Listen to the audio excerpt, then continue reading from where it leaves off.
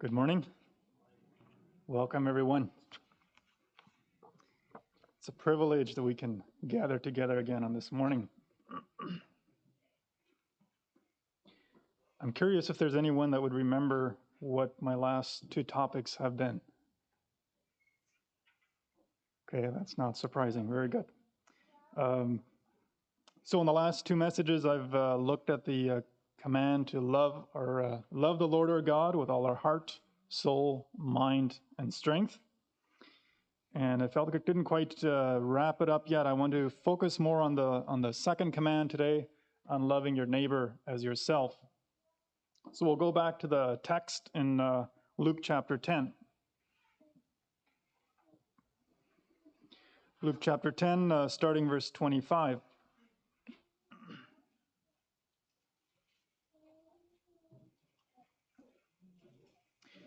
And behold, a lawyer stood up to put him to the test, to put Jesus to the test, saying, "Teacher, what shall I do to inherit eternal life?"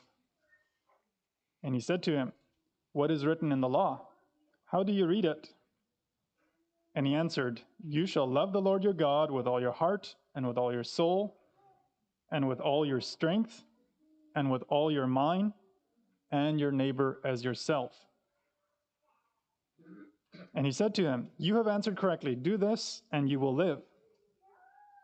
But he, desiring to justify himself, said to Jesus, "And who is my neighbor?" Jesus replied, "A man was going down from Jerusalem to Jericho, and he fell among robbers, who stripped him and beat him and departed, leaving him half dead. Now by chance a priest was going down that road, and when he saw him, he passed by on the other side. So likewise a Levite, when he came to the place and saw him, passed by on the other side. But a Samaritan, as he journeyed, came to where he was, and when he saw him, he had compassion. He went to him and bound up his wounds, pouring on oil and wine.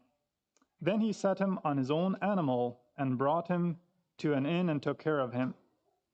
And the next day he took out 2 denarii and gave them to the innkeeper, saying, "Take care of him, and whatever more you spend, I will repay you when I come back." Which of these 3 do you think proved to be a neighbor to the man who fell among the robbers? He said, "The one who showed him mercy." And Jesus said to him, "You go and do likewise." So this lawyer wanted to know, who is my neighbor? And the first command, to love God with all our heart, soul, strength, and mind, we don't struggle with who to love. It says we're to love God. That is obvious what we should do, but the challenge is a little more, how can we love God with all our heart, soul, strength, and mind? Now, to love my neighbor as myself, the challenge is more who it is that I am to love. Who is my neighbor? And then Jesus tells this story, and that story answers the question very well, and it also gives many other answers that to questions that we might have. So a few observations, we see that showing love to our neighbor can come at inconvenient times, inconvenient circumstances. So the priest and the Levite, they would both have been very familiar with the command to love your neighbor as yourself. I believe they were all taught in that. They knew it very well. Both would have wanted to fulfill that to the best that they could. But something was inconvenient in this circumstance. For some reason, it didn't seem to work out. And there could be many reasons. We don't know the details. I've read sometimes in gang territories, helping someone who is in need can make that person the target.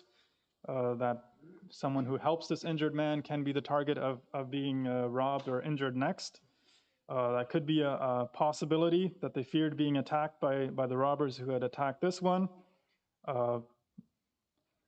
Or maybe they just felt they didn't have time for this, or they didn't want to be defiled. There could be many possible reasons why the priest and the Levite felt that they could not take time for this injured man. And from the Samaritan, we see that there was a price for him to pay to help this injured man.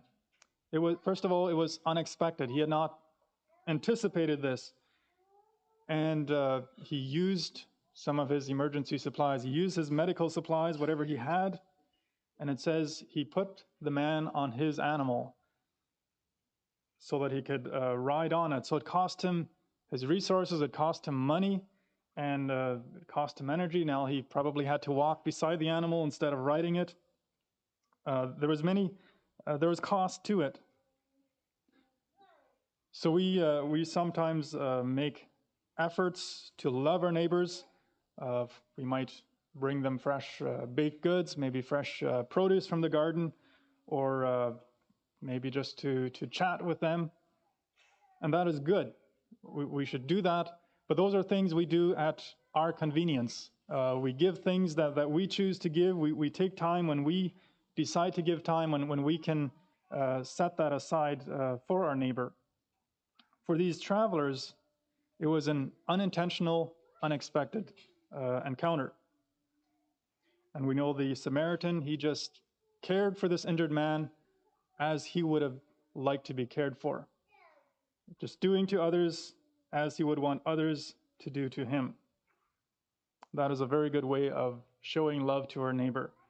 What would I want others to do if I were in his shoes?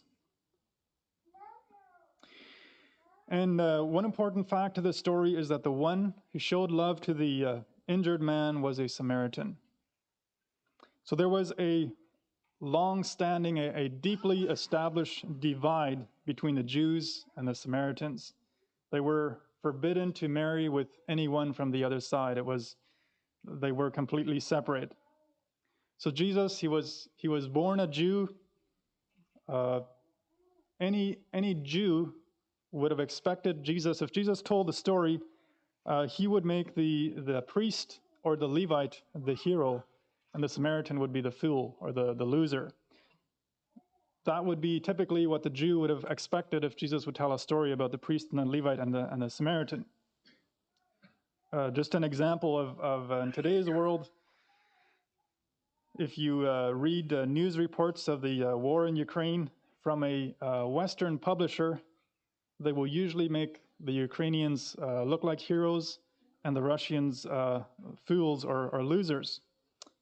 But on the other side, a Russian news media would probably do the opposite, making the Russian soldier look like the hero and the Ukrainians like the fools or the losers.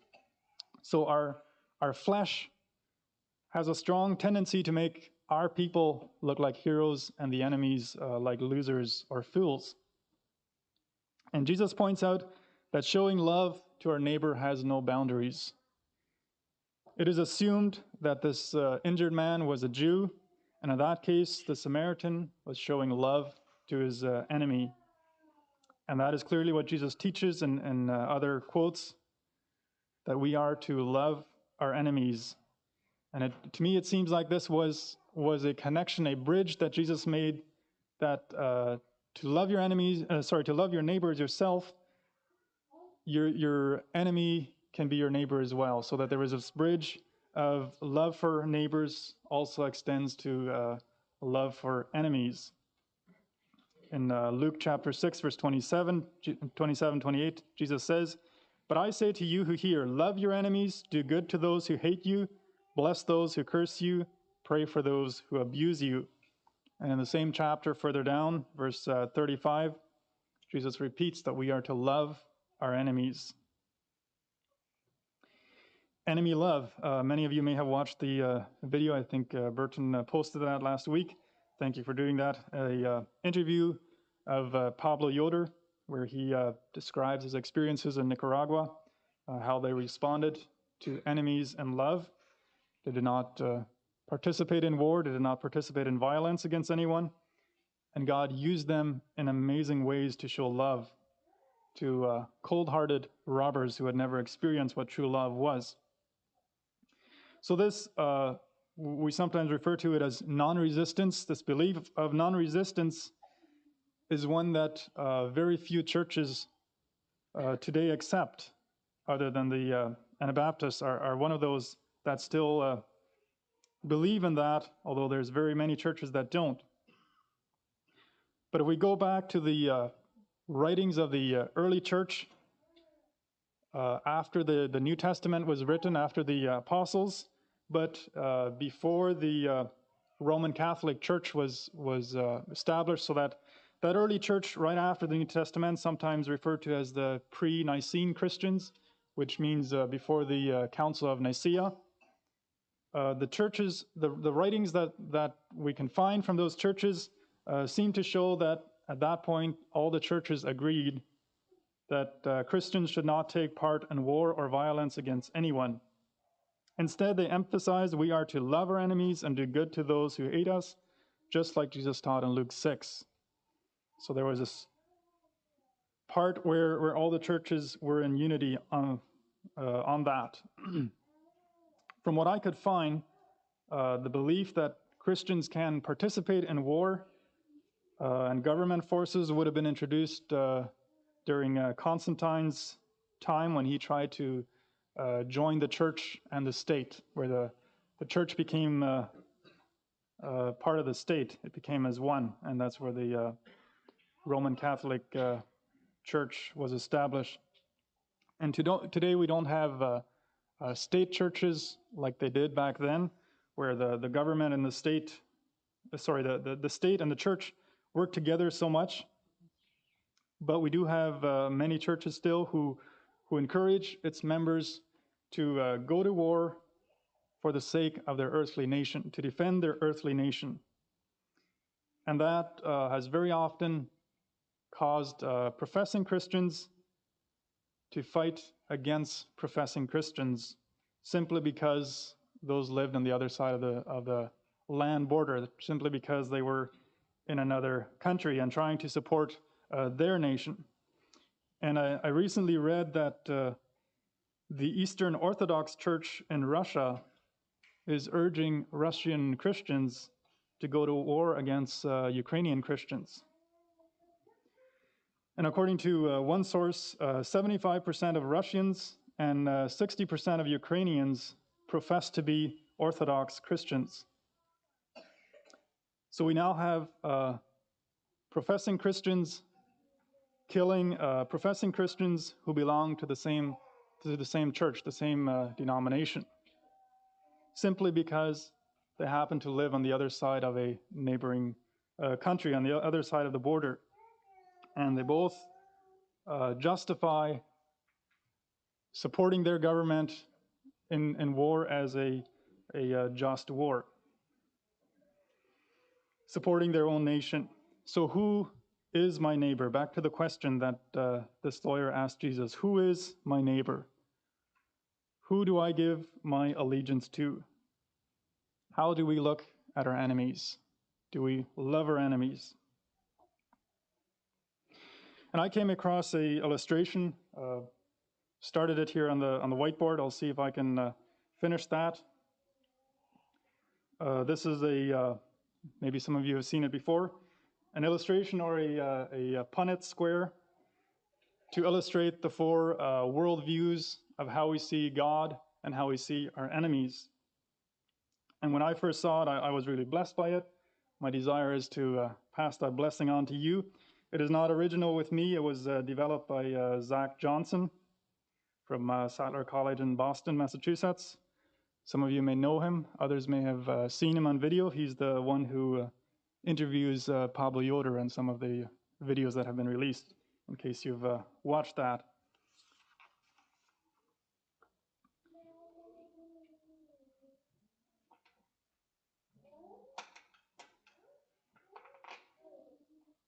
So first of all, we'll start with two questions. Is God important, and are your enemies important? Excuse my writing.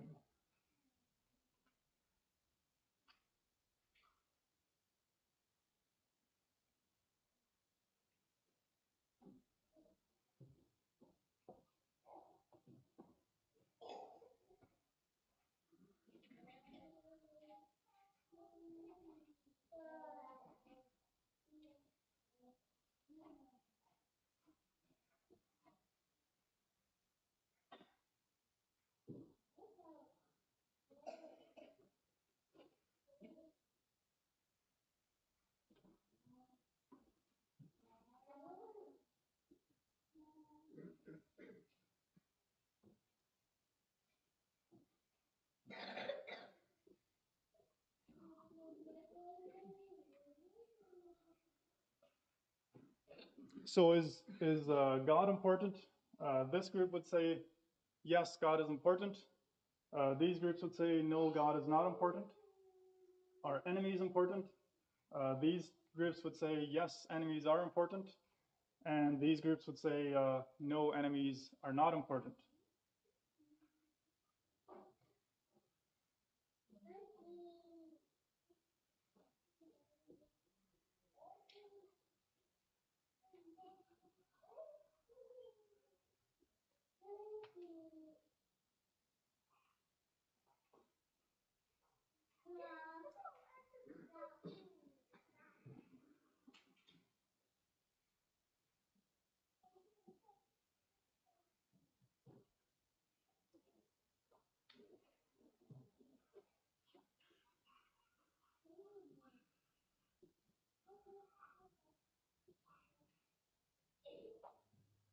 So the first one we could call globalism, or also liberalism would be another word to describe that group. Realism down here, Christian realism, and sacrificialism. So what best describes who we are? And so this globalism, I'll write in a few more details. Globalists would say as little blood as possible.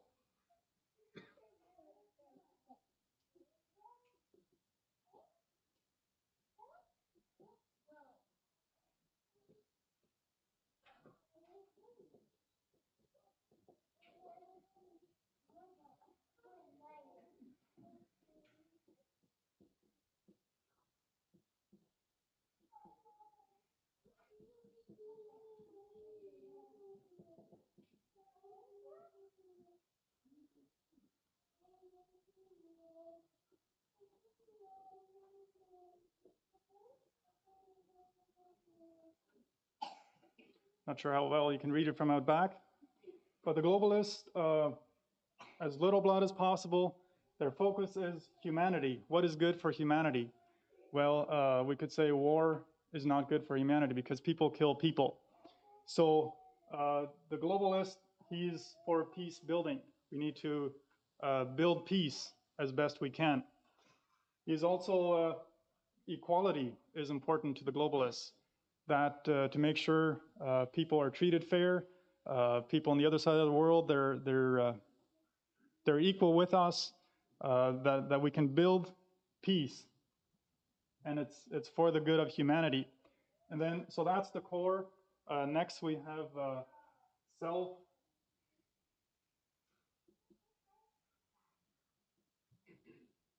And others, enemies here.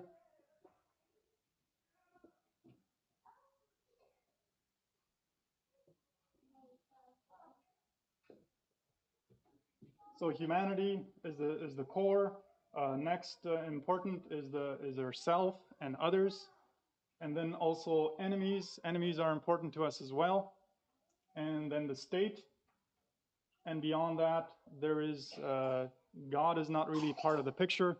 God is not really part of the focus. And then if we go down to the realists, their slogan would be as much blood as necessary. So instead of as little blood as possible, the realists would think as much blood as is necessary. And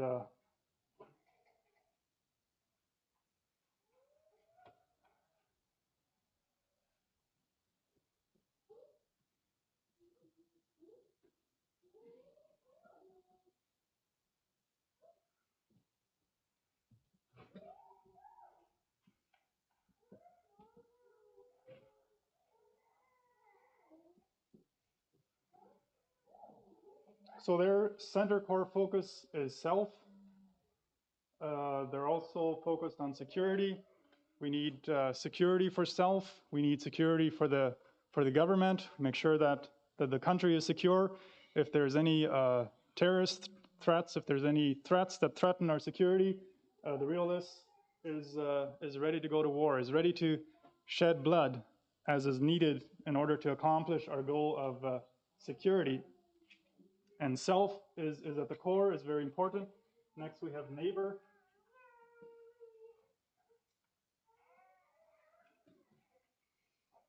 And then the state.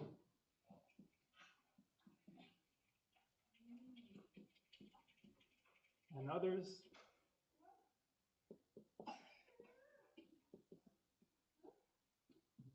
And then enemies. And if you notice here, the line, try to make that a bold, solid line. So that means enemies, they're outside. We do not try to include enemies in our core relationships. So we have self in the center, we have our neighbor, we care for our neighbor, the state, the government, we care for that as well. Next, and then we also care for the others in the country or in neighboring countries and friendly countries.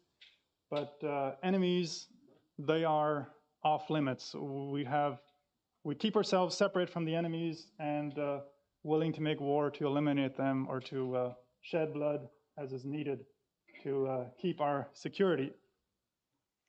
And then the Christian realist, their slogan is, "As much blood as is just."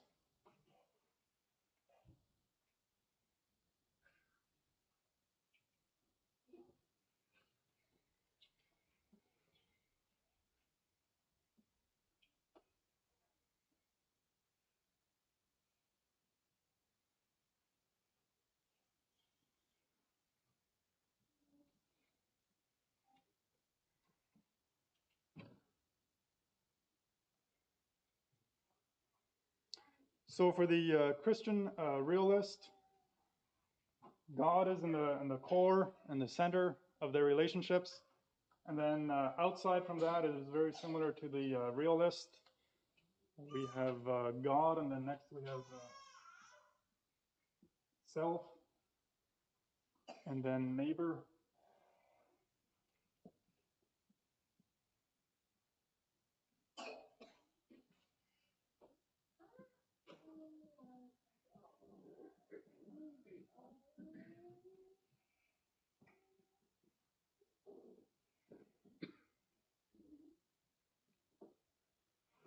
So God is in the center, and the focus is freedom. So the Christian realist will strive for freedom, avoid communism, avoid tyranny, especially sometimes called our God-given rights and freedoms. So he will support that. He will aim for that, and as much blood as is just. There we have the just war theory. If there is a war, the Christian realists will try to discern, is this war just or is it not? If the, and there's different criteria that determine whether a war is deemed as just or not. If the war is deemed as just, then it is encouraged to participate in war, to fight the unjust. In other words, to carry out God's justice here on earth. And I think in part that's what's happening in Russia and Ukraine, where Christians are from both sides are encouraged to fight, because from their perspective it is deemed as just. And so when we go out here in this outer circle, half of it is bold and solid, and half of it is broken. So their view of the enemies is like a two-part. On the one hand, if the enemy is evil, if the enemy is unjust, it is just to go and kill that enemy. So on the one hand, it is right for the Christian realists to use the rifle on his enemy, but on the other side, the Christian realist admits we can also go and win the enemy to Christ. So it's a rifle in one hand, the Bible in the other hand. If we would take Putin, for example, the president of Russia, it might be, on their side, it might be just to go and kill the president of Russia because of the innocent blood that is shed. On the other hand, we could also go and win him to Christ and include him into our relationships. And then the last one, sacrificialism. The slogan there would be, "No blood but our own."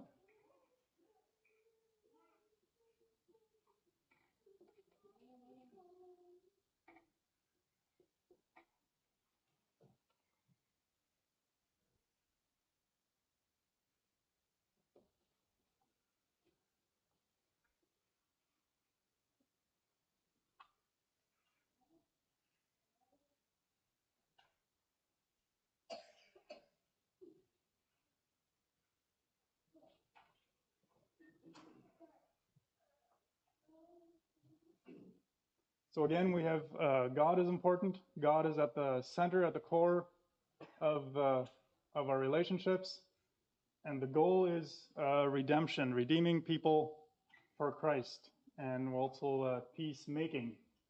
And no blood but our own, not to shed any blood but our own. We're willing to give our own blood for the sake of our enemies.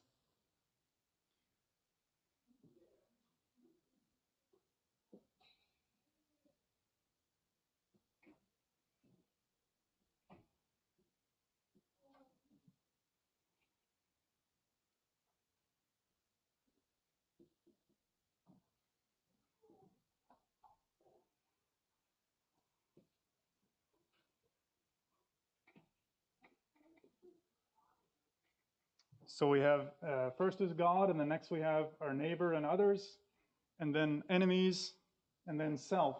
So we see that in this model, enemies get higher importance than ourself, which connects with no blood but our own. So we're willing to shed our blood rather than our enemy's blood. And the state, again, we have this half solid circle and half broken. So basically, the state refers to government. When it comes to enforcement, when it comes to political power, when it comes to military fighting and so on, it is totally outside of our core relationships. That is not part of the sacrificialist core relationships. But we do see individuals in the government as people that we can draw into our circles. So not the government as a whole, but the prime minister, the soldier, the police officer, those individuals we see as people we can draw, we can win for Christ and become part of our relationships. So which square best describes your view? Where do you stand in? Does one of these four describe your worldview, or is it a mix of one and the other?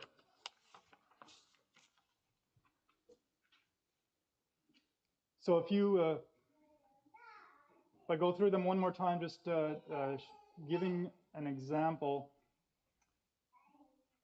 In the globalist view, there are many things that are good, that look good. They work for peace.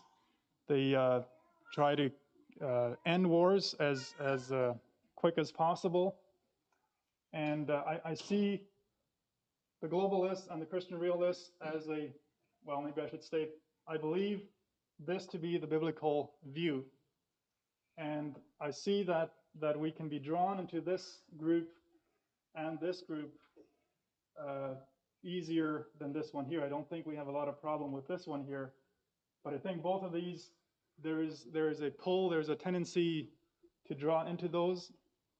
For this one example that I read about is a man named Michael Sharp. Some of you may have read about him. He was born and grew up in a Mennonite home, although a liberal Mennonite home. He went on to graduate from Eastern Mennonite University, and from there he worked for a couple institutions. One of them was Mennonite Central Committee, where he worked for foreign, I think in Africa. He had different projects there. And eventually he went on to work for United Nations.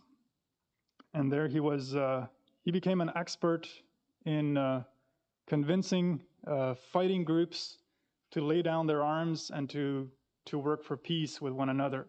So in a way, a very lofty, a very good project. He made over 1,000 people, I think, that were partially due to his credit that they laid down their arms and stopped fighting. And in 2017, about 5 years ago, he was killed in the Republic, or in DCR of Congo, DRC, sorry. So in Africa, he was killed by one of these violent groups that he tried to help. And by many, he's looked on as a martyr, a modern day martyr who was willing to give his life for peace. And I'm not judging him. He certainly professed to be a strong Christian, and I don't want to take that away from him. But I do, from what I've read from him, it seemed to me he was strongly drawn to the globalistic view, where making peace for humanity became a important goal for him, and making disciples of Christ maybe not as important. So just one example of how we can be drawn into this worldview of trying to make the world look good because we all like peace for the sake of humanity. And the realist camp, I think, is quite obvious. We know that where there's a war going on, there's probably realists on both sides that make the war continue. The Christian realist camp is also a very common view today. I've heard of private military groups who focus on going into war zones to rescue innocent children, rescue women from war zones, which sounds very good, and yet they will use arms to, in other words, take out the bad guys so they can rescue the good guys. So another example that we can be drawn into to use violence in order to accomplish some good. And we also hear a lot of reasoning in this camp about self-defense. When would you self-defend yourself, or about killing a certain person so that that person will not kill more other people, kill other innocent people, and trying with reasoning to justify, is it just to do violence or not? People will also justify not respecting government leaders or not paying taxes because they have not ruled in a good way, and so on, and trying to bring judgment on people on this world, fighting for the right people in power, making sure the right laws are enforced, and trying to bring justice and judgment here on earth. As followers of Christ, our mission is to redeem souls, not focus on the earthly kingdom to make that, because this is only a passing kingdom. We are only strangers and pilgrims passing through. And then a familiar example for sacrificialism would be a man years ago by the name of Dirk Williams. He was a great example of sacrificialism. He was imprisoned for his faith. He saw an opportunity to escape prison. So he escaped, he ran away, and one of the guards, one of the pursuers, ran after him, and Dirk, he crossed a frozen body of water, and he had not been fed very well, so he easily made it across, but his pursuer, who was chasing after him, was heavier. He broke through the ice, and so Dirk turns around and goes and helps his pursuer, the one who was trying to capture him and kill him. And Dirk, because of that, lost his life. He was martyred for his faith in prison. So he looked at that and he said, you know, if one of us are going to die, if my enemy is going to die or myself, if it's between one of the two, I want to give my life so that the enemy can live longer. And that is part of no blood but our own. If I have a chance to lay down my life to save someone else, I will do it and will not shed any blood.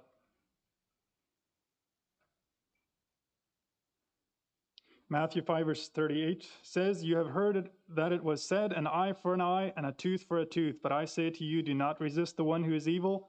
But if anyone slaps you on the right cheek, turn to him the other also. And if anyone would sue you and take your tunic, let him have your cloak as well. And if anyone forces you to go 1 mile, go with him 2 miles. Give to the one who begs from you, and do not refuse the one who would borrow from you." And that eye for eye, tooth for tooth is based on the Old Testament law, and is one that would be used quite a bit in this camp, where if someone has done bad enough, then we can pay him, we can put justice on him. Another thing I don't think I mentioned here, very often these Christian realists will support the death penalty. So if someone has murdered another person, or his crime is bad enough, they will support that the government have a death penalty. So on that side, they consider it just for a person to be put to death because of the crimes he's done. But on the other side, we could also go in and win that person to Christ. Well, I see our time is quickly slipping by. There's more that could be said, but I'll we choose the rest for another day. Just some closing verses, words of Jesus that he says for us to think about. John 13, verse 34, "A new commandment I give to you, that you love one another just as I have loved you. You also are to love one another. By this all people will know that you are my disciples, if you have love for one another." And in John 15, verse 12, "This is my commandment, that you love one another as I have loved you. Greater love has no one than this, that someone lay down his life for his friends. You are my friends if you do what I command you." So Jesus laid down his life, and he laid down his life even for his enemies, for the ones who were crucifying him, for the ones who were doing evil on him. So another example of sacrificialism, giving his life so that those who did not believe in him would have hope of salvation. And also we find this with Moses and Paul.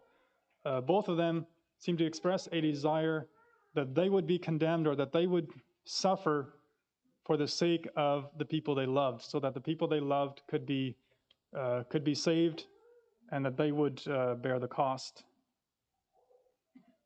And for closing, John 18, verse 35, Jesus says, "My kingdom is not of this world. If my kingdom were of this world, my servants would have been fighting that I might that I might not be delivered over to the Jews, but my kingdom is not from this world." So he makes it clear, his kingdom is not of this world. If it was, he would have his disciples fight to defend what was just. Instead, he suffered an unjust death in love for us. Let's kneel for prayer where appropriate.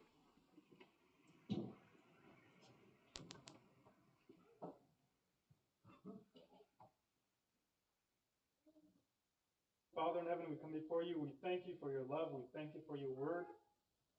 We thank you that you have shown the way. And Father, we thank you for one another, for friends, for brothers and sisters. We also thank you for enemies. And Father, I pray, help us to show the love that you would have us show to one another, and also to our enemies. Pray that you would bless each one that's here. Help us to grow in your word. In Jesus' name we pray. Amen.